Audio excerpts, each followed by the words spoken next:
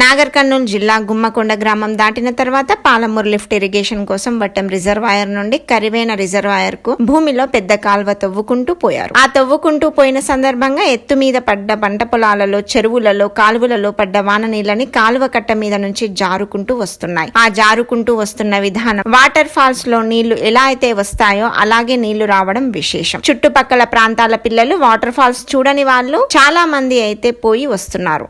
మీరు కూడా పోయి రావాలనుకుంటే వాన ఆగిపోయిన వెంటనే వెళ్లి చూసిరండి. వాటర్ ఫాల్స్ చూసిన సంతోషం వస్తుంది.